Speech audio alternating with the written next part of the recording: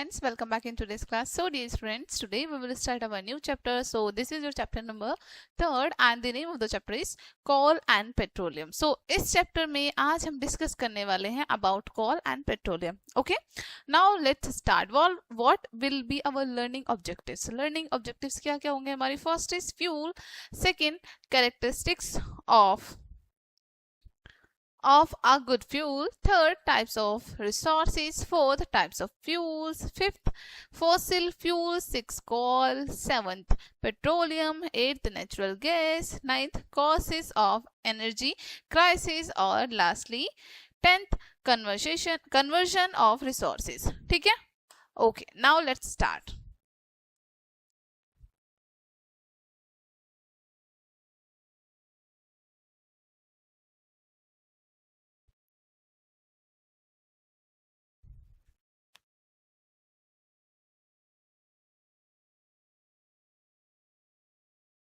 Hello dear students, welcome back in today's class. So dear students, today we will start our new chapter. So this is your chapter number 3rd and the name of the chapter is coal and petroleum. So today we will discuss about coal and petroleum. Okay, what will be learning objectives? First fuel, next characteristics of a good fuel.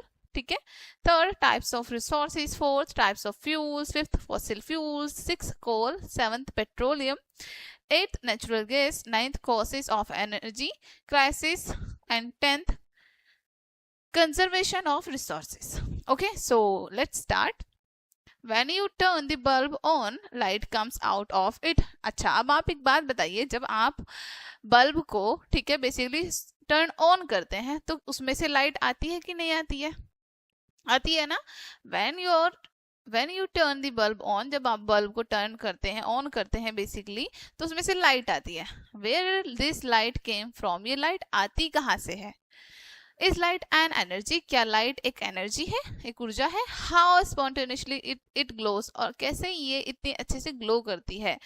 how does it emits light, और इससे कैसे light emit होती है? Okay, energy is basically the ability to do work. Energy क्या होती है? Basically एक ability होती है किसी भी काम को करने की. ठीक है, किसी भी कार्य को करने की क्षमता को हम क्या कहते हैं? एनर्जी कहते हैं. Okay, you can not do any work without energy. बिना एनर्जी के आप कोई वर्क नहीं कर सकते. You can say that the capacity to do work is energy. आप कह सकते हैं कि जो हम काम करते हैं हमारे अंदर जो कैपेसिटी आती है उसको हम एनर्जी कहते हैं. ठीक है, there are different forms of energy and all form of energy are stored in energy sources in different ways. देखो, अलग अलग तरह की फॉर्म होती है एनर्जी की. ठीक है, और अलग अलग तरीके से ये अलग अलग सोर्स के थ्रू स्टोर होती हैं ये अलग अलग वे में. so when the bulb turned on, तो जब हम बल्ब को ऑन करते हैं the energy comes in the form of heat and light. तो एनर्जी वहां से हीट एंड लाइट की फॉर्म में बाहर आती है. That is the reason you are unable to touch the bulb for outside as it gets very hot. और यही रीजन है कि आप बल्ब को बाहर से नहीं पकड़ सकते क्योंकि उसके बाद वो बहुत ज्यादा गर्म हो जाता है. Okay, the electrical energy of the bulb gets converted into heat and light. जो इलेक्ट्रिकल एनर्जी है बल्ब की वो कन्वर्ट हो जाती है हीट और लाइट में. Okay, Thus, you can need a cloth to hold it. इसलिए आपको उसको पकड़ने के लिए एक क्लॉथ की नीड होती है. Okay, energy is always conserved और कंस्टेंट. ठीक है, एनर्जी हमेशा कैसी होती है? कंजर्व्ड और कंस्टेंट होती है. ठीक है, you can say that energy can neither be created nor destroyed but it can be conserved. ठीक है, अब आप कह सकते हैं एनर्जी को ना तो क्रिएट कर सकते हैं, आप बना सकते हैं, और ना ही उसको डिस्ट्रॉय कर सकते हैं, लेकिन उसको आप कंजर्व करके रख सकते हैं, संरक्षित करके रख सकते हैं. ठीक है, energy is converted from to another. Okay, energy convert हो जाती है एक चीज से दूसरी चीज में. ठीक है, फॉर एग्जाम्पल सोलर एनर्जी. ठीक है, सोलर एनर्जी का एग्जाम्पल हम लेते हैं. You get energy from the sun in the form of heat and light. आप एनर्जी सन से लेते हैं हीट और लाइट की फॉर्म में. Right, it gets stored in different sources and can be cost every day. ठीक है, उसके बाद ये स्टोर हो जाती है अलग अलग सोर्सेज में और हर दिन इसको यूज किया जाता है। Alright, next is fuel. Any substances that is burned to produce heat energy is known as fuel. कोई भी ऐसा सब्सटेंस जिसको जलने पर हीट प्रोड्यूस होती है यानी हीट एनर्जी आती है उसको हम फ्यूल कहते हैं। Fuels contain potential energy that is locked within the chemical bonds of their constituent molecules. देखो अब यहाँ पर आपको क्या होता है, फ्यूल में कंटेन होते हैं पोटेंशियल एनर्जी जो कि उसको लॉक करके रखते हैं केमिकल बॉन्ड के साथ। किसके साथ? देयर कॉन्स्टिट्यूएंट मॉलिक्यूल्स, उनके मॉलिक्यूल्स के साथ उनको बांध के रखते हैं। On burning these materials a large part of the energy is released as heat. Burn करने पर, जलाने पर ये जो मटेरियल्स हैं लार्ज पार्ट में, एनर्जी के लार्ज पार्ट में रिलीज होते हैं। This heat energy is use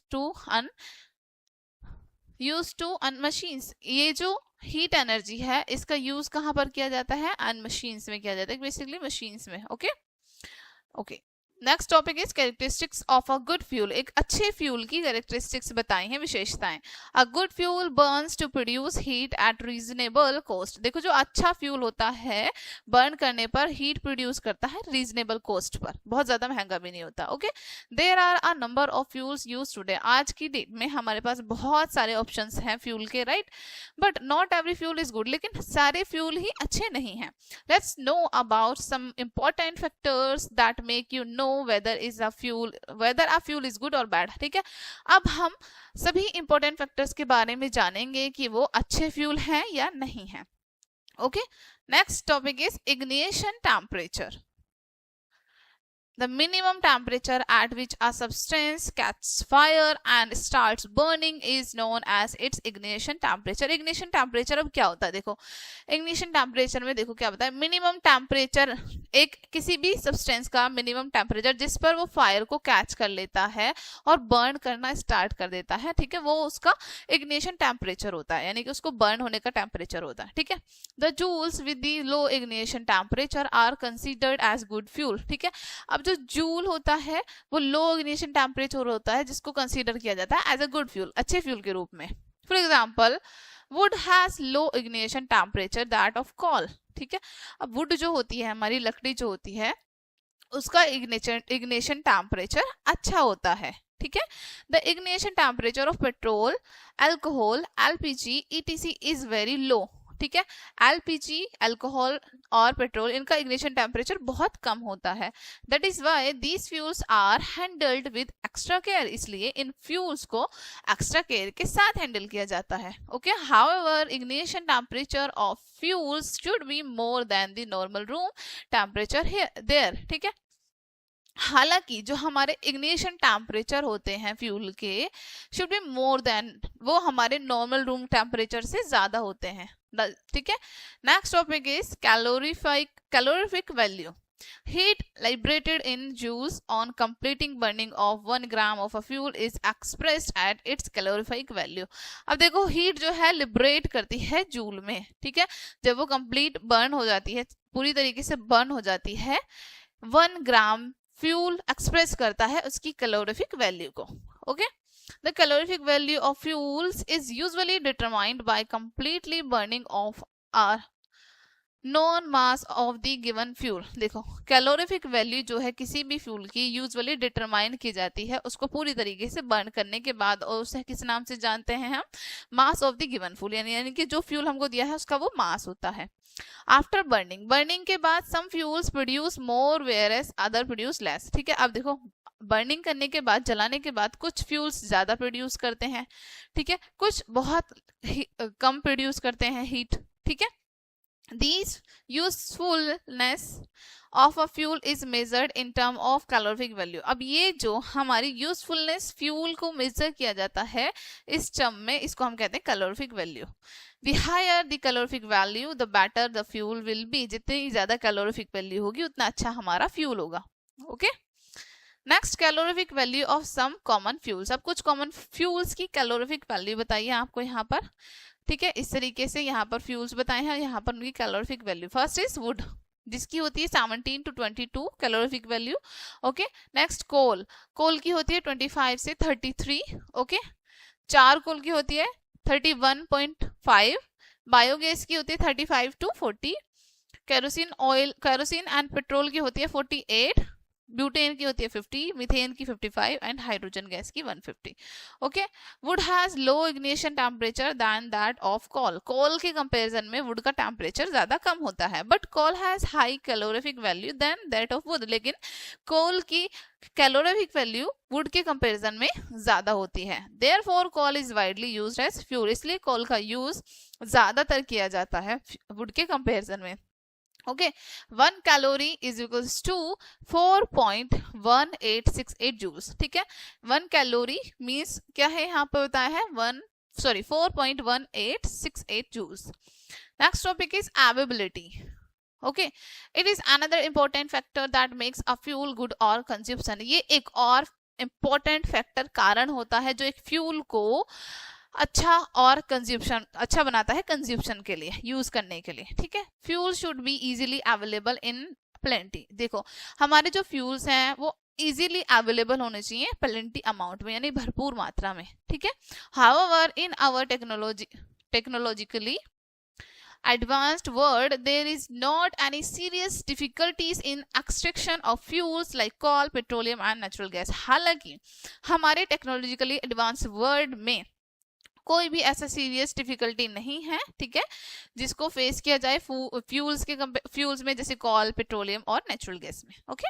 for example coal is found in abundance in Jharkhand while natural gas is available in Assam. ठीक है. अब देखो कोल जो है वो कहाँ पर पाया जाता है अबाउंडेंस अमाउंट में झारखंड में, और नेचुरल गैस हमें पाई जाती है असम में. Therefore most of the industries in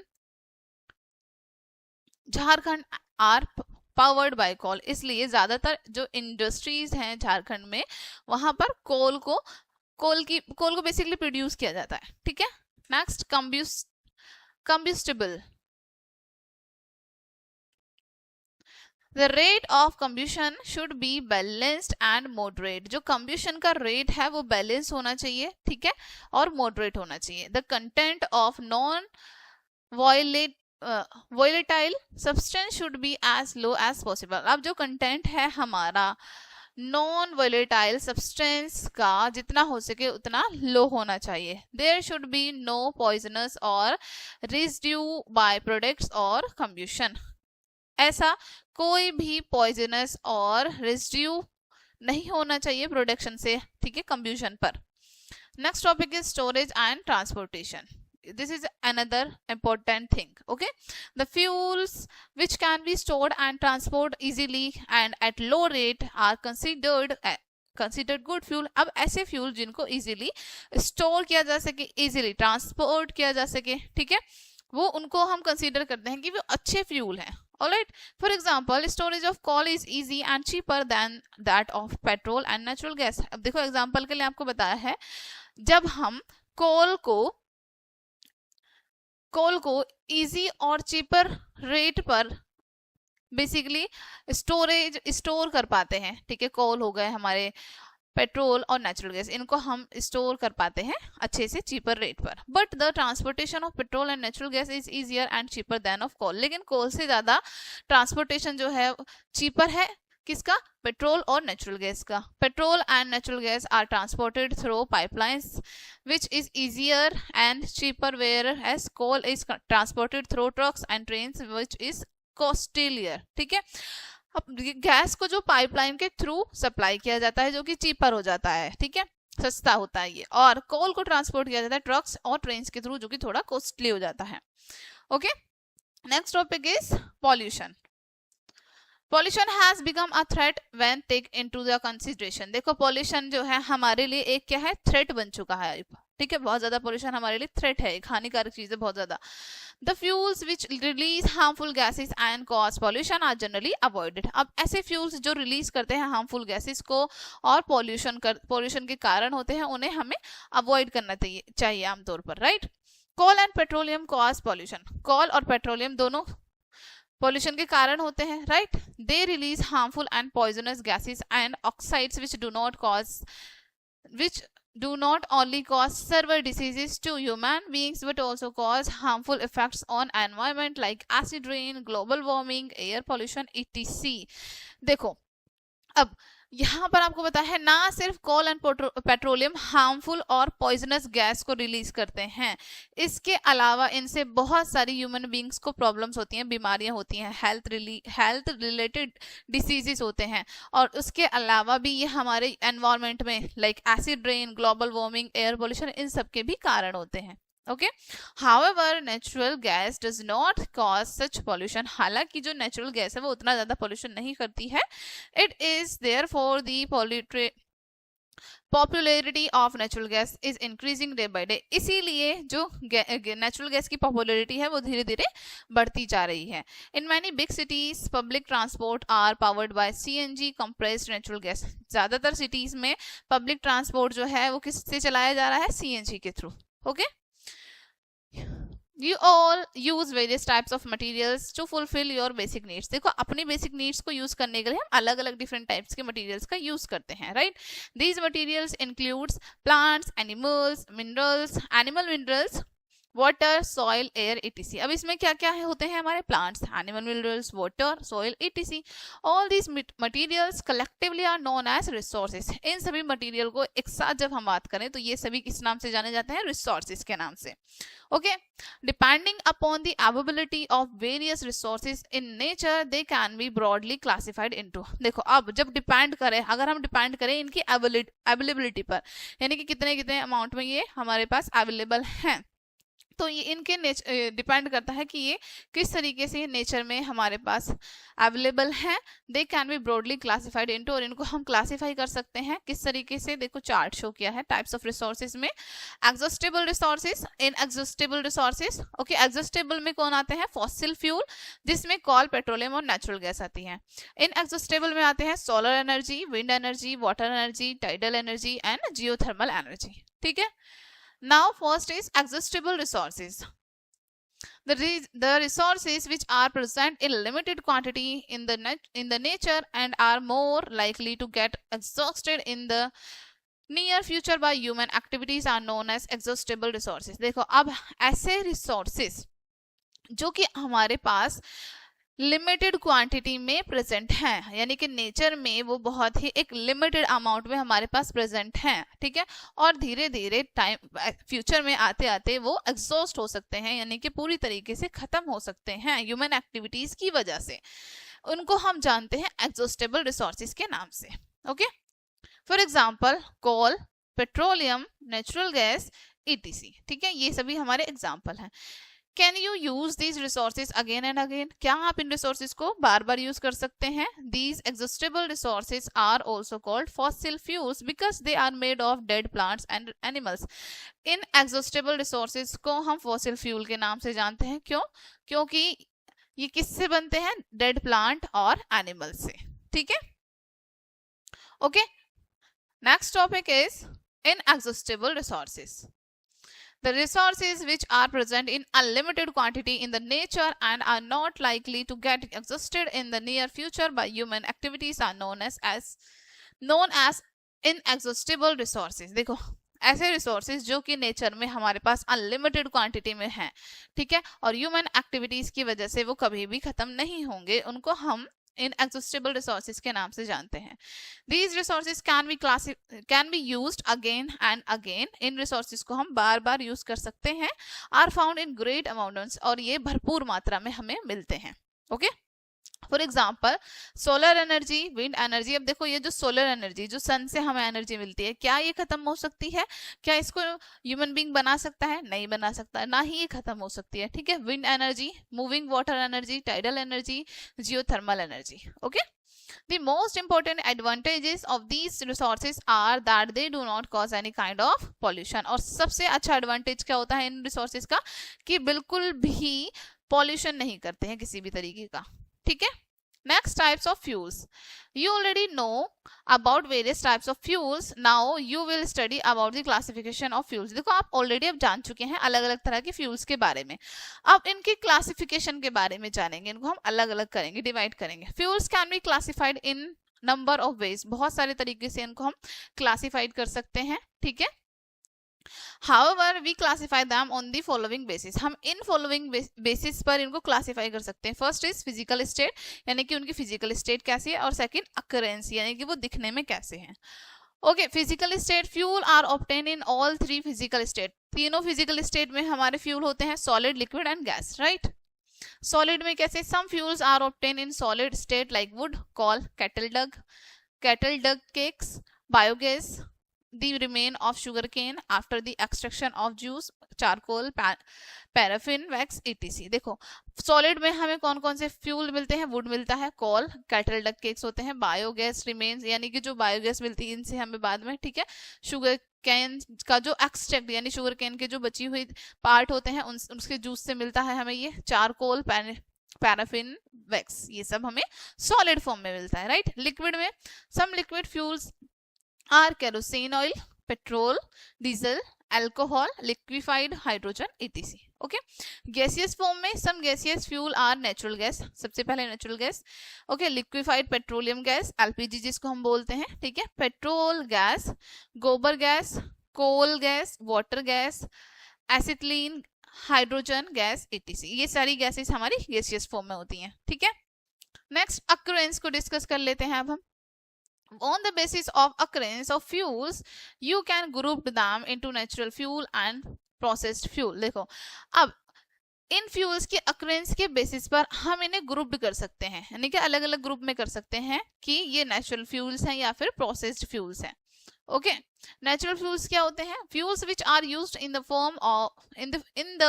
form in which they occur in nature called natural fuels or primarily fuels.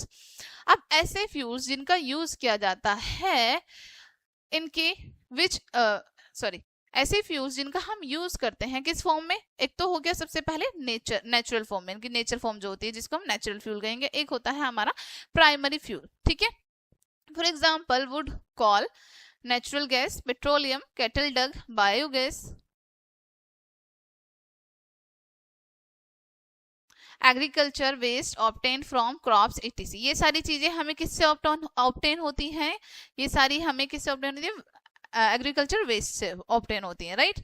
Processed fuel कौन से होते हैं? अब हमारे जिनको प्रोसेस करके बेसिकली यूज करने में लाया जाता है. For example some natural fuels are used after a long physical and chemical process. मैंने अभी बताया, देखो, जिनको हम अपने यूज में लाने के लिए बहुत सारा प्रोसेस करते हैं, ठीक है, उसमें फिजिकल और केमिकल दोनों प्रोसेस होते हैं.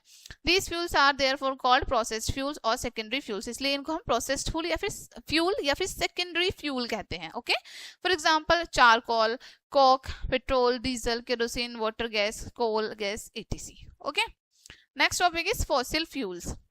Millions of years ago, large number of plants and animals got buried under the earth's surface due to earthquakes and volcanic eruptions. देखो, बहुत साल पहले, मिलियंस ऑफ ईयर अगो, बहुत लंबे टाइम पहले, बहुत सारे प्लांट्स और एनिमल्स जो हैं हमारी अर्थ में ऐसे ही ब्यूरिड हो गए हैं, दब गए हैं, दब के ऐसे ही रह गए हैं, ठीक है. किस वजह से? अर्थक्वेक यानी भूकंप आने की वजह से, वॉल्केनिक इरप्शन, ठीक है, ज्वालामुखी फट जाने की वजह से, इन सारी चीजों की वजह से बहुत सारे ट्रीज, एनिमल्स जो है हमारी अर्थ में ऐसे ही दब गए, ठीक है. एट दैट टाइम, उस time, the land was covered with swamp filled with microorganisms, marine organism, trees, ferns and other plants, ठीक है. उस टाइम पर क्या हुआ?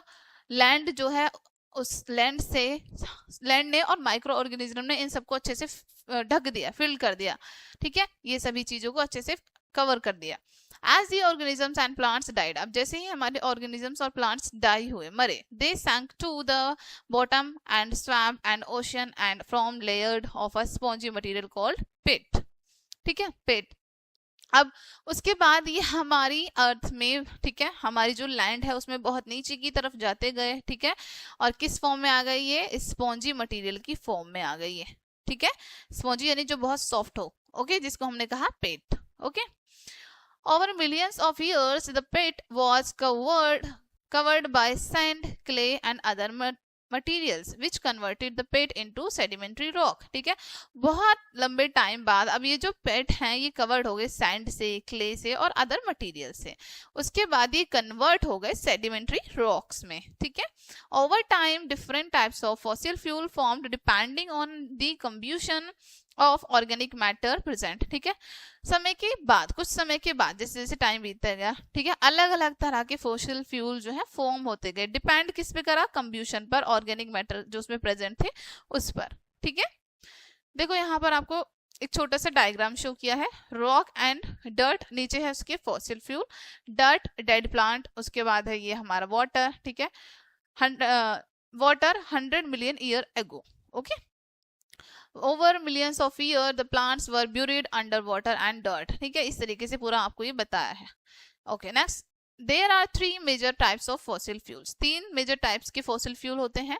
Call is formed from ferns. Coal जो है वो किससे फॉर्म होता है? फर्न्स से, प्लांट से, ट्रीज से. ठीक है, which hardened due to pressure and heat. जो किसकी वजह से बनता है, कैसे बनता है? बहुत ज्यादा प्रेशर और हीट की वजह से. ठीक है, next, oil is formed from smaller organisms like जूप्लैंक्टन, algae. ठीक है, अब जो हमारा ऑयल है वो बनता है छोटे छोटे ऑर्गेनिजम्स की हेल्प से, जो कि होते हैं जूप्लैंक्टन और algae. Intense amount of pressure caused this complex organic matter to decompose into oil. ठीक है, अब जैसे ही बहुत ज्यादा अमाउंट बढ़ता है प्रेशर का, प्रेशर बहुत ज्यादा बढ़ जाता है, तो इन कॉम्प्लेक्स ऑर्गेनिक मैटर जो है डिकम्पोज होने लगते हैं ऑयल में. Next, natural gas undergoes the same process as oil. Natural gas जो है हमारी सेम प्रोसेस से गुजरती हैं. ठीक है, however the process is longer and subject to higher amount of heat and pressure causing further decomposition. हालांकि जो प्रोसेस है काफी ज्यादा लंबा होता है. ठीक है, इससे हीट, ये कैसे बनता है? हीट से, प्रेशर की वजह से, और आगे फर्दर डिकम्पोजिशन की वजह से. ठीक है, next topic is call. Coal is a fossil fuel which is hard and black in color. देखो टाइप ऑफ कॉल्स आपको यहाँ पर शो किए हैं. कॉल बेसिकली हमारा कैसे होता है? हार्ड होता है और ज्यादातर ब्लैक कलर में होता है. But call is made from the remain of dead plants buried under the earth million of year ago. लेकिन हमारा कॉल कैसे बनता है? जो रिमेन होते हैं डेड प्लांट, यानी कि बचे हुए और मरे हुए डेड प्लांट्स जो हमारी अर्थ में बुरिड हो गए हैं, दब गए थे मिलियंस ऑफ ईयर पहले. ठीक है, as coal contains mainly carbon, क्योंकि कॉल में ज्यादातर कार्बन कंटेन होता है, शामिल होता है. The slow process of conversion of dead vegetation into coal is called carbonization. ठीक है, अब ये स्लो प्रोसेस, कन्वर्जन का जो स्लो प्रोसेस होता है, यानी कि डेड प्लांट से कॉल तक का जो प्रोसेस होता है, इसको हम कहते हैं कार्बोनाइजेशन. ठीक है, call is obtained from the call mines. Call हमें कहाँ से मिलते हैं? कॉल माइन से, कोयले की खानों से. ठीक है, coal also contain hydrogen and oxygen. coal में हाइड्रोजन और ऑक्सीजन दोनों कंटेन होते हैं. Okay, nominal amount of nitrogen and sulphur is also found in coal. थोड़े से अमाउंट में नाइट्रोजन और सल्फर भी पाया जाता है कोल में.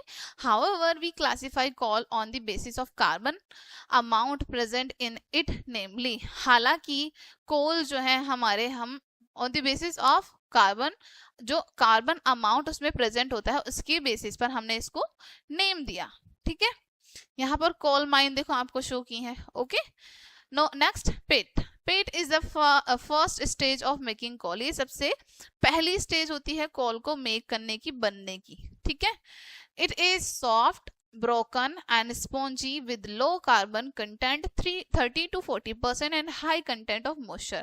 ठीक है, सबसे पहली स्टेज होती है ये, तब उस टाइम पे ये बहुत सॉफ्ट होता है, इसमें कार्बन जो है 30 to 40% तक प्रेजेंट होता है उस टाइम पर, और मॉइस्चर ज्यादा होता है. ठीक है, और नेक्स्ट फॉर्म होती है इसकी लिग्नाइट. ठीक है, it has about 50% carbon and formed when pet undergoes decomposition. ठीक है, इसमें लगभग 50% कार्बन होता है. ओके, और ये जब बनती है तब ये प्रोसेस चलता रहता है पेट के अंडरगोस. ठीक है, it is termed as soft coal. यहाँ पर इसको हम सॉफ्ट कोल भी कह सकते हैं. ऑलराइट, नेक्स्ट होता है next bituminous coal, bituminous coal. It contains about 60% carbon and is also known as household coal. इसमें लगभग 60% कार्बन होता है, इसको हम हाउस होल्ड कोल के नाम से भी जानते हैं, ठीक है। नेक्स्ट होता है एंथ्रेसाइट। एंथ्रेसाइट में क्या होता है, it has largest amount of carbon. इसमें जब इस फॉर्म में आ जाता है कोल तो इसमें सबसे ज्यादा अमाउंट होता है कार्बन का। It contains up to 96% of carbon. इसमें 96% से भी ज्यादा कार्बन होता है। That's why it is also considered as the best variety of coal and also known as hard coal. इसलिए इसको कंसीडर किया जाता है बेस्ट वैरायटी ऑफ कोल में, ठीक है, और हार्ड कोल के नाम से भी इसको जाना जाता है। Alright, next topic is uses of coal. Coal के यूजेस को डिस्कस कर लेते हैं अब हम। Okay, coal is still regarded as the most important fossil fuel for its various uses, ठीक है। कोल को स्टिल माना जाता है कि वो सबसे इंपॉर्टेंट फॉसिल फ्यूल होता है फॉर इट्स वेरियस यूजेस, क्योंकि उसके अलग अलग यूजेस होते हैं इसलिए, ठीक है। First, coal is used in thermal power plants to generate electricity. Thermal power plants में इलेक्ट्रिसिटी को जनरेट करने के लिए कोल का यूज किया जाता है। Okay, it is also used as industrial fuel. इसका यूज एज इंडस्ट्रियल फ्यूल में भी होता है, इंडस्ट्री में भी बहुत ज्यादा यूज होता है इसका। A large number of families in rural areas still use it and S R domestic fuel, ठीक है। अब रूरल एरिया में बहुत सारी फैमिलीज आज भी इसका यूज करते हैं डोमेस्टिक फ्यूल के रूप में, यानी कि घर में ईंधन के रूप में। Okay, in India coal is mainly found in Jharkhand. India में कोल कहाँ पर सबसे ज्यादा पाया जाता है? झारखंड में, वेस्ट बंगाल में, ओडिशा में, मध्य प्रदेश में, ठीक है। Due to its value to industry, coal is often known as black diamond. अब देखो, इसकी बहुत ज्यादा वैल्यू होने की वजह से, इंडस्ट्री में बहुत ज्यादा वैल्यू होने की वजह से कोल को हम ब्लैक डायमंड के नाम से भी जानते हैं। Okay okay, next topic is destructive distillation of coal, ठीक है। अब देखो, बहुत ज्यादा विनाशकारी तरीके से भी इसका यूज होता है। Okay, you have studied that frictional distillation in done to separate different components of petroleum. देखो, आपने इसके बारे में स्टडी की होगी कि फ्रैक्शनल डिस्टिलेशन क्या होता है, ठीक है। इसमें सेपरेट किया जाता है अलग अलग कंपोनेंट्स के पेट्रोलियम को, राइट। पेट्रोलियम के जो अलग अलग कंपोनेंट्स होते हैं उनको सेपरेट किया जाता है। Similarly destructive distillation is done to obtain different products of coal. इसी तरीके से कोल से डिफरेंट डिफरेंट प्रोडक्ट्स को लेने के लिए डिस्ट्रक्टिव डिस्टिलेशन किया जाता है, ठीक है। In destructive distillation, coal is strongly heated to 1000 degrees Celsius in absence of air. अब देखो, डिस्ट्रक्टिव डिस्टिलेशन में कोल को 1000 डिग्री सेल्सियस पर, ठीक है, यानी बहुत ज्यादा हो गया ये तो, 1000 डिग्री सेल्सियस पर हीट किया जाता है स्ट्रांगली, और एयर की एब्सेंस में। In this process, you get various products of coal like coke, coal gas, coal tar and ammonium compounds. अब इस प्रोसेस में आपको अलग अलग प्रोडक्ट्स देखने के लिए मिलते हैं, जैसे कोक, कोल गैस, कोल तार, अमोनियम कंपाउंड्स, ठीक है। अब हम डिस्कस करते हैं coke. What is coke? After the destructive distillation of coal, destructive distillation के बाद, ठीक है, कोल की डिस्ट्रक्टिव डिस्टिलेशन के बाद a residue is obtained called coke, ठीक है। अब कुछ उसमें से जो बचता है उसको हम कोक कहते हैं, ठीक है। It contains about 95 to 98% of carbon. इसमें लगभग 95 से 98% कार्बन होता है। It is free from any volatile impurities. ये किसी भी इम्प्योरिटीज से दूर रहता है, इसमें कोई इम्प्योरिटीज नहीं होती है। It is a tough, porous and black substance. इसलिए ये एक कैसे सब्सटेंस होता है? टफ, पोरस और ब्लैक सब्सटेंस होता है। Next, coal is used as a good fuel as it does not produce smoke like coal, ठीक है। अब सॉरी, कोक जो है वो एक अच्छा फ्यूल माना जाता है क्योंकि ये कोल की तरह बहुत ज्यादा स्मोक प्रोड्यूस नहीं करता, ठीक है। Next, it is use to manufacture artificial graphite. Artificial graphite का भी बनाने के लिए इसका यूज किया जाता है। It is use to reduce metal oxides such as zinc oxides and iron to get metals. अब इसका यूज जो किया जाता है मेटल ऑक्साइड्स को रिड्यूस करने के लिए किया जाता है, जैसे जिंक ऑक्साइड हो गए, आयरन हो गए, ठीक है, और इनसे मेटल पाने के लिए। Next, it is use to manufacture producers gas good fuel by passing air through red coke, ठीक है। इसका यूज किया जाता है मैन्युफैक्चर करने के लिए, प्रोड्यूस करने के लिए गैसेस को जो गुड फ्यूल होती हैं, by passing air through red coke से पास करा के। Next, it is also use to produce water gas CO2 plus H2O by passing steams over white hot coke. इसका यूज करते हैं टू प्रोड्यूस वाटर को produce कराने के लिए, CO प्लस H2 को पास कराने के लिए किसके थ्रू, स्टीम के थ्रू over white hot coke. Okay, next, coal gas is obtain during the process of coal to get coke, ठीक है। कोल गैस किससे मिलती है हमें, कोल गैस ऑब्टेन की जाती है कोल के जब हमें कोक मिलता है, इस प्रोसेस के थ्रू कोल गैस मिलती है, ठीक है। It is a mixture of methane, hydrogen and carbon monoxide, ये इन सारी गैसों का मिक्सचर होती है कोल गैस, ठीक है। In earlier days coal gas was use mainly for lightning, पहले के दिनों में कोल गैस का यूज सिर्फ लाइटनिंग के लिए किया जाता था। Now days coal gas is mainly use for heating purposes, अब इन दिनों कोल गैस का यूज सिर्फ हीटिंग पर्पस के लिए होता है। Industries situated near coal production are use coal gas for heating, ठीक है। अब ऐसी इंडस्ट्रीज जो कि सिचुएटेड होती हैं कोल प्रोडक्शन के आसपास, वो क्या करती हैं, यूज करती हैं कोल गैस का हीटिंग के लिए, ठीक है। Next, number 3 is coal tar. Coal tar is the thick black liquid with unpleasant smell. Coal tar क्या होता है, एक थिक, बहुत ज्यादा थिक और ब्लैक कलर का लिक्विड होता है, उसमें स्मेल अनप्लीजेंट होती है, यानी कि उसकी स्मेल अच्छी नहीं होती है। कोल तार contains about 200 substances which are separated by fractional distillation। कोल तार में लगभग 200 substances प्रेजेंट होते हैं जिनको सेपरेट किया जाता है फ्रिक्शनल डिस्टिलेशन के through. Some important organic compounds obtained from coal tar are benzene, toluene, naphthalene, फिनिनॉल etc। ये कुछ इंपॉर्टेंट यहाँ पर बताए हैं चीजें जो ऑब्टेन की जाती हैं हमारी कोल तार से, ठीक है। नेक्स्ट देखो यहाँ पर आपको शो भी किए हैं नेफ्थलीन बोल्स, एक्टिविटी शो की है। एम क्या है, to show the destructive distillation of coal. Coal का डिस्ट्रक्टिव डिस्टिलेशन हमें शो करना है, यानी कैसे उसको डिवाइड किया जाता है बहुत अच्छे से। Materials required 10 gram of powder soft coal का 10 ग्राम पाउडर लेना है। Two test tubes, 2 test tube लेंगे। कॉर्क स्टॉपर विद 1 होल, एक कॉर्क स्टॉपर लेना है आपको, 1 उसमें होल होना चाहिए, ठीक है। Okay, with 2 holes, 1 hole cork stopper with 2 holes, ठीक है। एक ऐसा कॉर्क स्टॉपर लेना है जिसमें 2 होल हो। ओके, वाटर लेना है, Bunsen burner and iron stand, ये सारी चीजें हमें चाहिए। मेथड क्या है इसका, take about 10 gram powder soft coal in a hard glass test tube. Hard glass test tube में 10 ग्राम सॉफ्ट कोल पाउडर डालना है।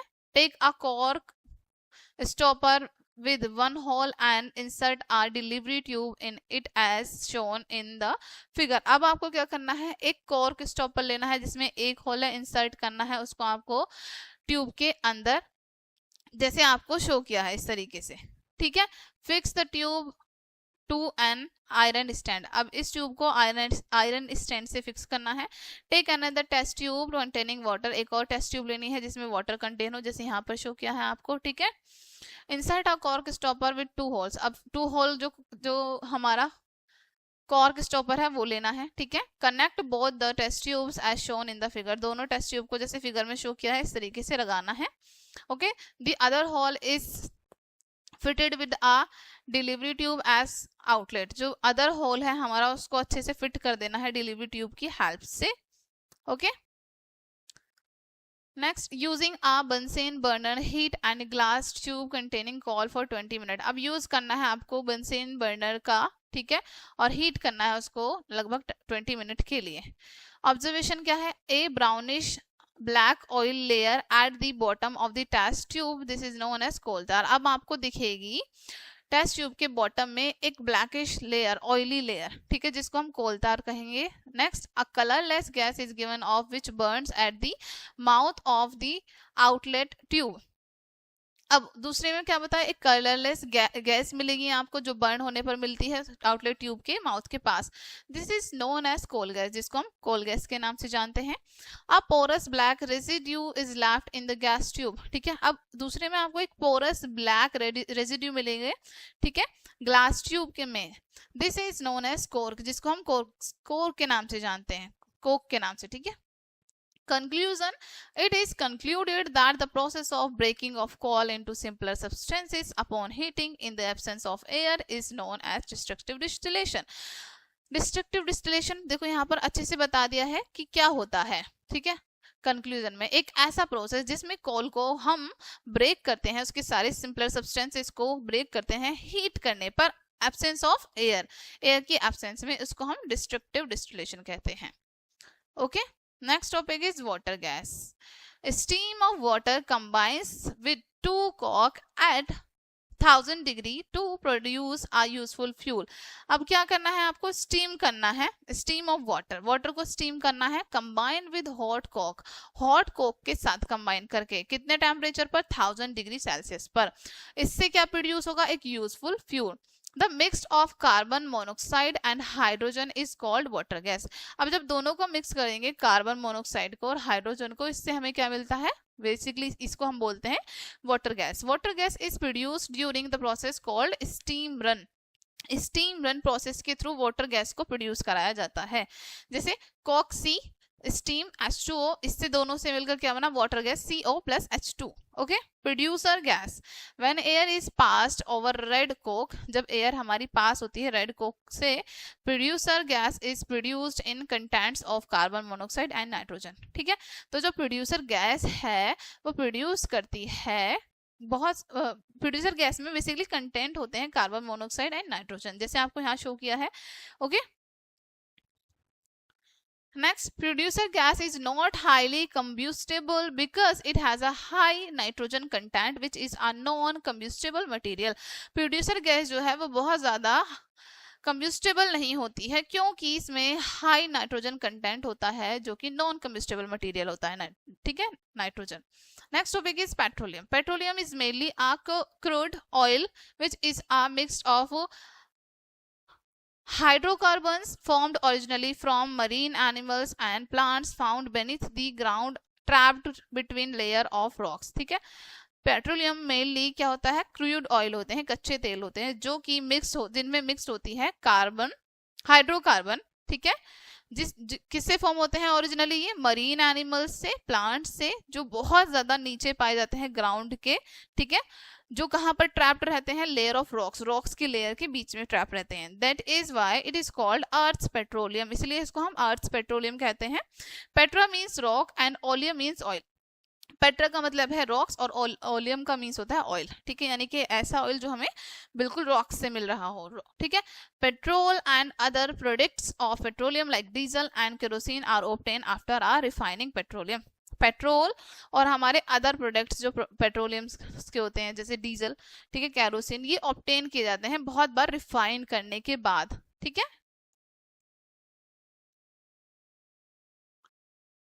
Next, meaning of petroleum. अब देखो माइनिंग ऑफ पेट्रोलियम, इनको डिस्कस करते हैं. Petroleum is obtained by drilling through the earth and impervious non-porous rocks about it. Petroleum को obtain कैसे किया जाता है, बहुत ज्यादा ड्रिल किया जाता है अर्थ को, यानी कि बहुत ज्यादा नीचे तक अर्थ की खुदाई की जाती है, ड्रिल किया जाता है. इम्प्रीवियस, जिसको हम कहते हैं non porous rocks about it, यानी नॉन पोरस रॉक्स जो होते हैं उन वहां पर इनको बेसिकली ड्रिल किया जाता है. Petroleum is obtain in the form of black liquid. Petroleum हमें ब्लैक लिक्विड की फॉर्म में मिलता है. Due to its great importance, इसकी बहुत ज्यादा इंपॉर्टेंस होने के कारण it is therefore also called black gold, इसलिए इसको हम ब्लैक गोल्ड भी कहते हैं बहुत ज्यादा इंपॉर्टेंस होने की वजह से. ठीक है, देखो यहाँ पर बताया है कि किस तरीके से हमें मिलता है ये. Okay. Next, knowledge fact. The world's first oil well to obtain petroleum was dug in Pennsylvania, USA in 1859. जो वर्ल्ड का फर्स्ट ऑयल वेल है, यानी कि पहला ऑयल का जो कुआं है, वो कहाँ पर ऑब्टेन हुआ, डग किया गया, यानी खुदाई की गई, वो पेनिसिल्वेनिया में, यूएसए में. ठीक है, 1859 में किया गया था. Okay. The petroleum production in India is not enough to fulfil its demand. अब देखो क्या बताया यहाँ पर, इंडिया में जो पेट्रोलियम का प्रोडक्शन है वो सभी डिमांड्स को फुलफिल नहीं कर पा रहा है, ठीक है। Therefore India import crude oil Arabian countries and some other countries to fulfil its own demand. इसलिए इंडिया क्या कर रहा है, इंपोर्ट कर रहा है कर्ड ऑयल यानी कच्चे तेल को अदर कंट्रीज से, जैसे अरेबियन कंट्रीज से और कुछ अलग अलग कंट्रीज से अपनी डिमांड्स को फुलफिल करने के लिए। However there are oil wells in Assam, Gujarat, Bombay and in the delta of rivers Godavari and Kaveri. हालांकि यहाँ पर, ठीक है, बहुत सारे वेल्स भी हैं, जैसे असम में, गुजरात में, बॉम्बे में, ठीक है, और जो रिवर है हमारी गोदावरी और कावेरी, इनके बीच में जो डेल्टा पड़ते हैं वहां पर भी, ठीक है। Next topic is refining of petroleum. देखो पेट्रोलियम को कैसे रिफाइन किया जाता है, ठीक है, कैसे उसको प्योर किया जाता है, हम ये बोल सकते हैं, ठीक है। Petroleum is a dark oil liquid. Petroleum कैसा होता है, डार्क ऑयली लिक्विड होता है। It is a mixture of various hydrocarbons which needs extensive refining, ठीक है। इसमें बहुत सारे मिक्सचर होते हैं अलग अलग हाइड्रोकार्बन्स के, ठीक है, जिनको नीड होती है एक्सटेंसिव रिफाइनिंग की, यानी कि बहुत ज्यादा रिफाइन करने की। These different hydrocarbons have different boiling points. अब ये जो अलग अलग डिफरेंट हाइड्रोकार्बन्स होते हैं इनके डिफरेंट बॉइलिंग पॉइंट्स भी होते हैं, ठीक है। As a number of carbon atoms in a hydrocarbon increases, जैसा कि अब यहाँ पर आपको पता है कि जो कार्बन एटम का जो हमारा पॉइंट है इंक्रीज होने का, ठीक है, it's boiling point also increase, तो उसका बॉइलिंग पॉइंट भी इंक्रीज होता है जब हमारा कार्बन एटम नंबर्स में इंक्रीज होंगे तो हमारे हाइड्रोकार्बन भी इंक्रीज होता है, ठीक है, तो उनका बॉइलिंग पॉइंट भी इंक्रीज होता है। This property can be used to separate the different components of petroleum by the technique called fractional distillation, ठीक है। अब ये जो प्रॉपर्टी है इसका ही यूज करके इनको सेपरेट किया जाता है, सभी कंपोनेंट्स को अलग अलग किया जाता है, ठीक है। जितने भी पेट्रोलियम में कंपोनेंट्स पाए जाते हैं उनको अलग अलग किया जाता है इसी टेक्निक का यूज करके, इसको हम बोलते हैं frictional distillation. Okay, the components with different boiling points are called frictions and the process of separating of the friction by fractional distillation is known as refining। अब जो प्रोसेस है हमारा कंपोनेंट्स को, जो अलग अलग कंपोनेंट्स हैं उनको बॉईल करके अलग अलग करने का, इसको हम फ्रिक्शन कहते हैं। और ये जो प्रोसेस होता है जिसमें हम सेपरेट करते हैं फ्रिक्शन के थ्रू, ठीक है, फ्रैक्शनल डिस्टिलेशन को, इसको हम रिफाइनिंग के नाम से जानते हैं, यानी कि रिफाइन करना चीजों को। अब देखो पूरा एक डायग्राम शो किया है यहाँ पर आपको, fractional distillation of petroleum. Petroleum का फ्रैक्शनल डिस्टिलेशन कैसे कैसे होता है, यहाँ पर आपको सारी चीजें बताई हैं किस तरीके से किया जाता है। जैसे फ्रिक्शनल पावर बताई है आपको 20 डिग्री सेल्सियस, ठीक है, पेट्रोलियम गैस की होती है। फिर गैसोलीन की यहाँ पर बताई है कितनी होती है, फिर केरोसिन की, डीजल की, सबकी बताई है, ठीक है। Refining of petroleum is carried out in petroleum refineries. अब देखो रिफाइनिंग कैसे की जाती है पेट्रोलियम की, कहाँ से रिफाइन होकर निकलता है, पेट्रोलियम रिफाइनरीज से आता है वो रिफाइन होके। The process of fractional distillation in is fairly simple but is powerful in the way that it separates all the different complex components of crude oil, ठीक है, क्रूड ऑयल बेसिकली। अब जो process है हमारा fractional distillation का, ठीक है, वो बहुत ही सिंपल होता है लेकिन बहुत ज्यादा पावरफुल होता है in the way that separate, यानी जब उसको सेपरेट कर रहे होते हैं, अलग अलग कर रहे होते हैं, तब वो बहुत पावरफुल होता है क्योंकि उसमें कॉम्प्लेक्स कंपाउंड्स होते हैं क्रूड ऑयल के, कच्चे तेल के। First, the crude oil is heated to vaporize it and is fed into the bottom of a fractioning tower. सबसे पहले क्रूड ऑयल को हीट किया जाता है सो दैट वो वेपोराइज कर सके, ठीक है, वेपोराइज कर जाए, उसके बाद उसके जो बॉटम में फ्रैक्शनिंग टावर हो जाए, ठीक है। The resulting vapour allows the gas to rise through the tower and then the temperature decreases. Result क्या आता है, वेपर्स जो है वो ऊपर उड़ जाती हैं गैस की फॉर्म में, ठीक है, और नीचे जो आपको मिलता है लेफ्ट ओवर उसका टेम्परेचर डिक्रीज कर दिया जाता है, यानी कि घटा दिया जाता है उसके बाद, ठीक है। जितनी भी गैसेस है वो वेपर की फॉर्म में उड़ जाती हैं through the tower and then tower के थ्रू उसके बाद टेम्परेचर को डिक्रीज कर देते हैं, कम कर देते हैं, ठीक है। एज द टेम्परेचर डिक्रीज, जैसे ही टेम्परेचर को डिक्रीज करते हैं, कम करते हैं, certain hydrocarbons begins to condense and run off at different levels. तो कुछ सर्टेन निश्चित हाइड्रोकार्बन जो है कंडेंस होना शुरू हो जाते हैं और रन ऑफ बहने लगते हैं अलग अलग लेवल में. Each fraction that condense of a certain level contains hydrocarbon molecules with a similar number of carbon atoms. ठीक है, हर एक फ्रैक्शन में कंडेंस होते हैं कुछ सर्टेन लेवल जिसमें हाइड्रोकार्बन मॉलिक्यूल्स जो है अलग अलग होते हैं सिमिलर नंबर्स में कार्बन एटम्स के. ठीक है, These boiling points cuts allow several hydrocarbons to separate but in a single process. अब ये जो boiling points हैं ये कट कर देते हैं यानी कट करके allow करते हैं several hydrocarbons को separate होने के लिए so that वो single process कर सके. ठीक है, it is cooling with the highest of the tower that allow for the separation. उसके बाद इसको कूल किया जाता है हाईएस्ट टावर पर अलो कर दिया जाता है सेपरेशन के लिए. After this rough refinement individual fuel में undergo more refinement to remove any contaminants और अनडिजायरेबल सब्सटेंसेस और to improve the quality of fuel. देखो इसके बाद रिफाइनमेंट के थ्रू इंडिविजुअल फ्यूल हमारा कैसे जाता है अलग अलग रिफाइनमेंट में जाता है, रिमूव होती हैं उसमें से उसमें जितने भी कॉन्टामिनेंट्स और अनडिजायरेबल सब्सटेंस होते हैं यानी कि जो भी बेकार या फिर दूषित चीजें होती हैं ऐसे सब्सटेंस जो हमें नहीं चाहिए उसमें उन सबको रिमूव कर दिया जाता है. ठीक है, सो दैट फ्यूल की क्वालिटी इंप्रूव हो सके. Okay, the various useful fractions obtained by the refining of petroleum and tabulated below. अब देखो अलग अलग तरह के फ्रैक्शंस को ऑब्टेन किया गया है. ठीक है, प्राप्त किया गया है रिफाइनिंग के लिए यानी पेट्रोलियम को रिफाइन करने के लिए जो कि आपको नीचे शो किए हैं. Okay, let's read knowledge fact. The fuels used in rockets for their propulsion are called propellants. देखो अब जो फ्यूल रॉकेट्स में यूज करते हैं उनके प्रोपल्शन के लिए उनको हम कहते हैं propellants. Okay, some of the rockets fuels are alcohol, liquid hydrogen, liquid alcohol, ठीक है, liquid hydrogen, liquid ammonia, kerosene oil, hydrogen and paraffin. ये कुछ हमारे यहाँ पर आपको लिक्विड फ्यूल्स बताए हैं. Okay, next products of petroleum. देखो प्रोडक्ट्स बताए हैं पेट्रोलियम के. सबसे पहले यहाँ पर कंपोनेंट्स बताए हैं पेट्रोलियम के, components of petroleum. Next boiling range उनकी और यूजेस हैं. फर्स्ट है गैस. गैस की बॉइलिंग रेंज होती है 16.4 degree Celsius to 30 degree Celsius. इसका यूज किस लिए करते हैं?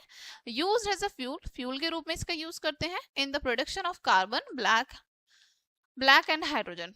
कार्बन जो हमारा ब्लैक कार्बन होता है और हाइड्रोजन होता है उसके प्रोडक्शन के लिए, इन the production of liquefied petroleum gas और लिक्विफाइड यानी एलपीजी गैस के प्रोडक्शन के लिए भी. ठीक है, गैसोलीन का बॉइलिंग रेंज होता है 30 डिग्री टू 70 डिग्री सेल्सियस. ठीक है, used as a motor fuel, as a solvent for dry cleaning. इसका यूज मोटर फ्यूल, सॉल्वेंट यानी एक ड्राई क्लीनिंग का जो सॉल्वेंट होता है उसके रूप में भी किया जाता है. केरोसिन का बॉइलिंग पॉइंट होता है 170 डिग्री टू 250 डिग्री सेल्सियस. इसका यूज्ड एज हाउसहोल्ड फ्यूल, घर में भी इसका यूज करते हैं as a fuel. Use as an illuminate for light जलाने के लिए यानी कि आग जलाने के लिए इसका यूज करते हैं. एज एविएशन फ्यूल और एविएशन फ्यूल के रूप में.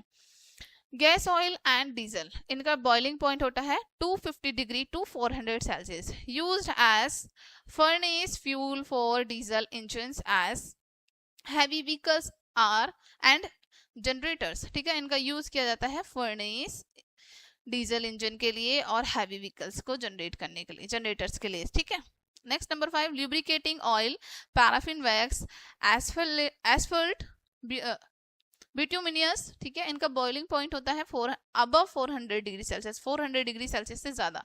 यूज किस लिए होता है? Use as lubricating oil. Lubricating oil के लिए यूज करते हैं. Petroleum jelly for cosmetic as Vaseline, petroleum jelly के लिए जो कॉस्मेटिक होता है. ठीक है, paraffin wax for making candles and asphalt for making roads. ठीक है, पैराफिन वैक्स को बनाने के लिए और एस्फल्ट रोड को बनाने के लिए. Okay, next topic is natural gas. Like coal and petroleum, natural gas is also an important fuel. जैसे coal और पेट्रोलियम हमारे लिए बहुत ही important और natural fuel होते हैं, वैसे ही natural gas भी हमारे लिए important fuel है, right? You know that it occurs between layers of impervious rocks over petroleum deposit or sometimes alone. अब आप जानते हैं ये कैसे मिलती है हमें, between layer of impervious rocks, यानी कि जो रॉक्स हैं उनकी बहुत सारी लेयर्स हैं, उनके बाद हमें ये मिलती है जहां पेट्रोलियम डिपॉजिट होता है या फिर कुछ हो वहां पर, ठीक है. It consist of 95% methane and remaining 5% is a mixture of ethane and propane. इसमें क्या क्या कंसिस्ट होता है, देखो 95% मीथेन होती है और बाकी 5% है उसमें मिक्स्ड होती है इथेन और प्रोपेन, ठीक है.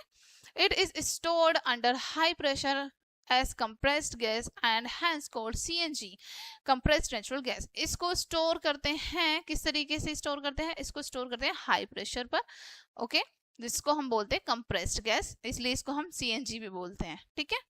In India, natural gas has been found in Tripura, Rajasthan, Maharashtra and in the Krishna Godavari Delta, ठीक है. इंडिया में त्रिपुरा, राजस्थान और महाराष्ट्र और जो हमारी कृष्णा और गोदावरी का डेल्टा है उन जगहों पर ये पाया जाता है, ठीक है. Sorry, okay. Next, advantages.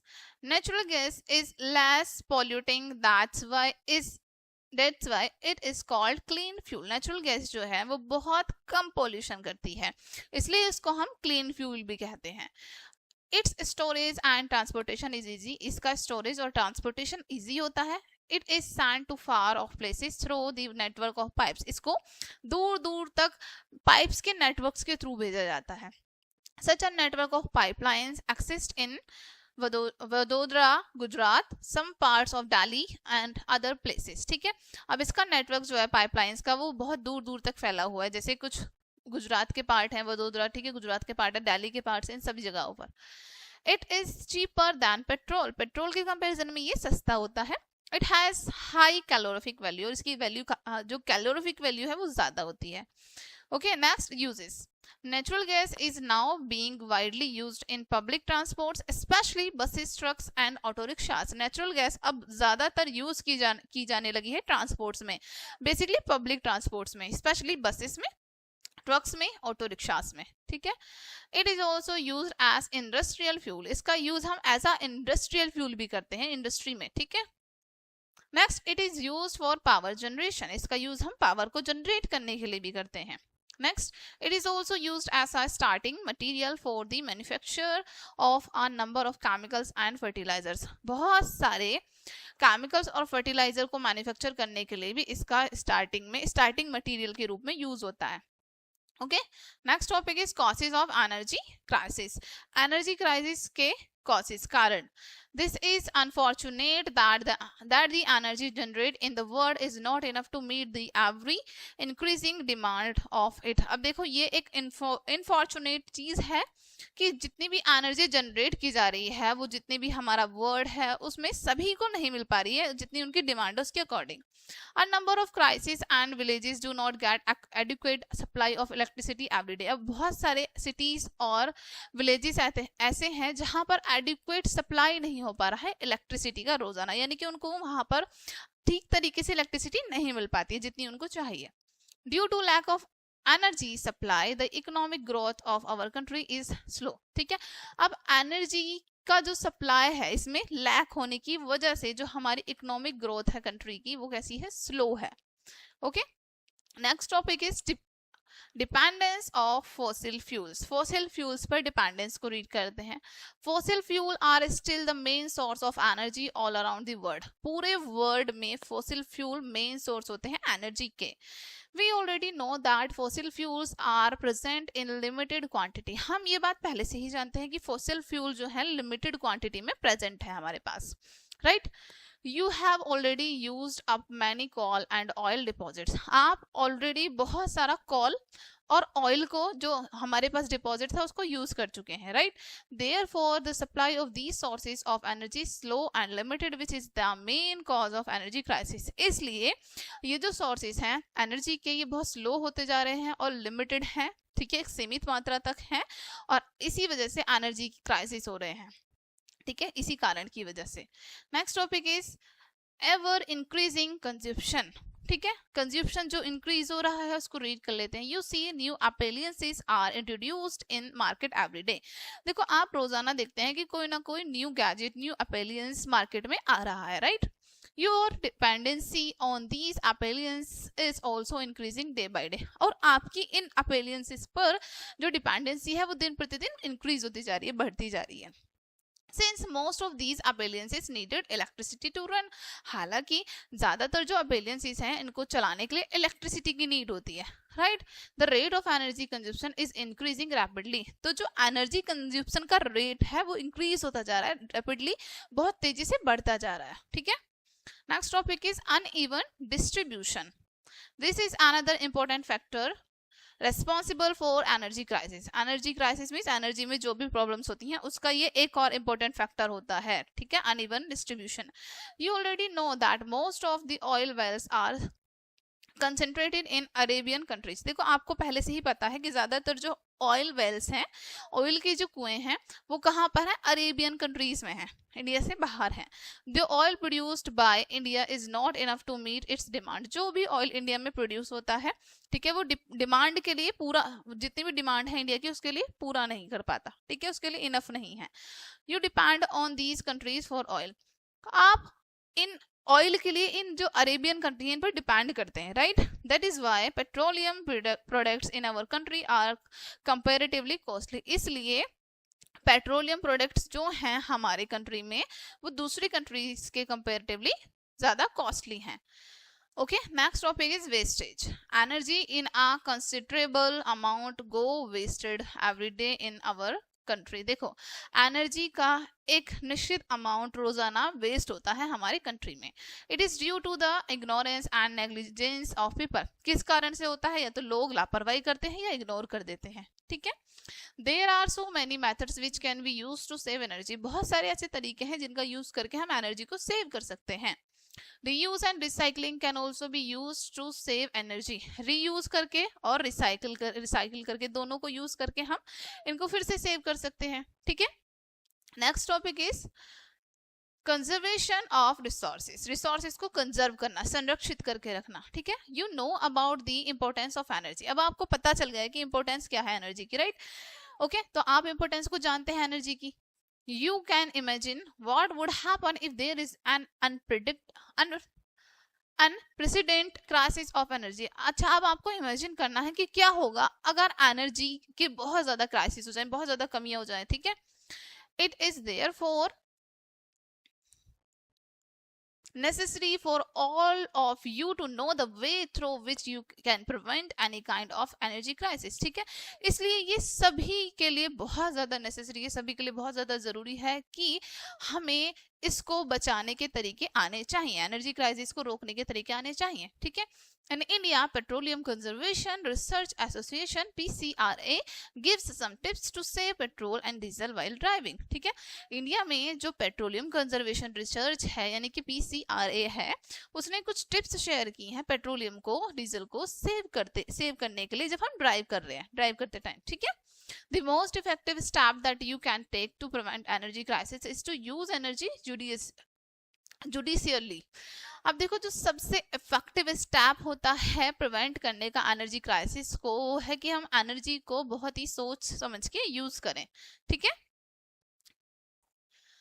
First is switch off the electrical appliances which are not in use. देखो अब जो इलेक्ट्रिकल अप्लायंसेस जिनका हम यूज नहीं कर रहे हैं उनको हमें स्विच ऑफ करना है. Second, reduce the flame while cooking and once the water started boiling it saves fuel. ठीक है, अब हमें फ्लेम को जब हम कुकिंग कर रहे हैं फ्लेम को रिड्यूस करना है, कम करना है, या फिर एक बार जब वाटर बॉयल होने लग जाए तो हमें स्लो करना है flame.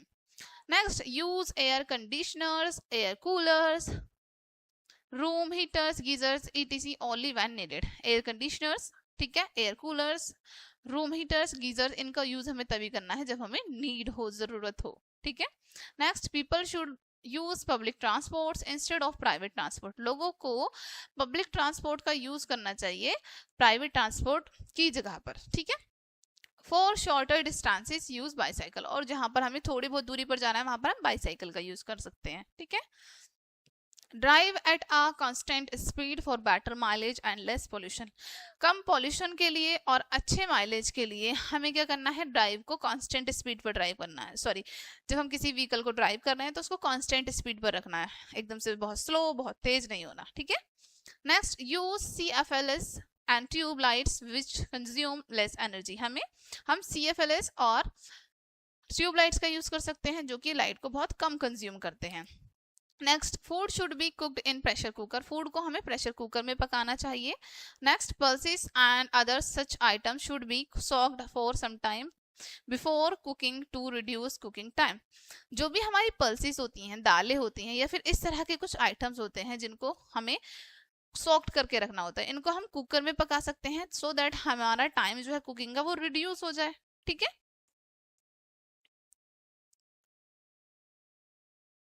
Okay, terms to remember. Energy, what is energy? Ability to do work, कार्य करने की क्षमता एनर्जी होती है। Fuel, substances burned to produce heat energy at a reasonable cost, ठीक है। फ्यूल क्या है? ऐसे सब्सटेंस जो कि बर्न होते हैं या फिर बर्न होने पर एनर्जी प्रोड्यूस करते हैं reasonable cost per. Calorific value, amount of heat liberated when 1 gram of the fuel is completely burned in sufficient supply of oxygen. जब हमारा 1 ग्राम फ्यूल कंप्लीटली बर्न हो जाता है, और वो सफिशिएंट कब बर्न होता है? जब उसको सफिशिएंट अमाउंट में ऑक्सीजन मिलती है और उसके बाद वो हीट लिबरेट करता है, इट मींस वो उसकी कैलोरीफिक वैल्यू होती है। जो भी हीट अमाउंट वो लिबरेट करता है वो हीट अमाउंट उसकी कैलोरीफिक वैल्यू होती है, okay. Ignition temperature, minimum temperature required to burn a substance. किसी भी एक सब्सटेंस को बर्न करने के लिए जो मिनिमम टेम्परेचर चाहिए वो उसका इग्निशन टेम्परेचर होता है, okay. Exhaustible resources, resources which are present in limited quantity and are more likely to get exhausted. ऐसे रिसोर्सेज जो प्रेजेंट है लिमिटेड क्वांटिटी में और ज्यादातर वो क्या हो रहे हैं? एग्जॉस्टेड हो रहे हैं, ओके।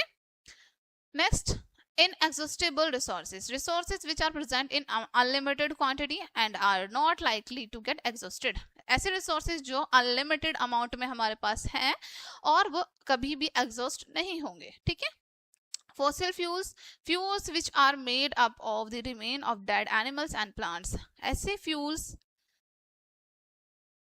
फ्यूल्स जो रिमेन ऑफ डेड एनिमल और प्लांट से बनते हैं, यानी कि जो डेड एनिमल और प्लांट का रिमेन होता है उससे बनते हैं, वो हमारा फॉसिल फ्यूल होते हैं।